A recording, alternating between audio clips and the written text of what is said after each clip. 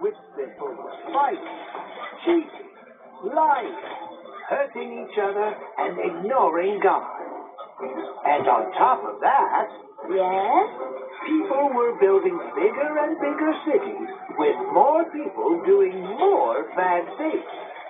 So, did God send another flood? Oh no, God had promised not to flood the whole world again. So, what did God do to stop sin this time? He asked someone, Who did he ask? from one of the biggest cities, a place called Earth, God called a man, Abram. Abram. You may know him as Abraham, because later God changed his name. He lived in Ur with his family. And when I say family, I don't just mean his mom and dad. So, who did he live with? Abram lived with his mom, dad, sisters, brothers, nephews, nieces, granddads, grandmas, uncles, aunts, cousins, second cousins, third cousins, That sure sounds crowded. it probably was. But you see, in those days, it was good to live in a big group. Why? Because if you were in a big group, it was harder for other groups to hurt you or take over your land. People didn't go out on their own. They stuck together in large families for protection. I get it. So that's what Abram did. Until one day when God spoke to him. Oh, Abram. Yes. Are you calling to me, God? I want you to do something. Yes, sure, of course. I want you to go out on your own. What? At this point, Abram didn't know much about God. Back then, people didn't have Bibles like we do. Why not? Because the Bible hadn't been written yet. So he didn't have all the stories we have today that show us how trusting God is the best thing to do.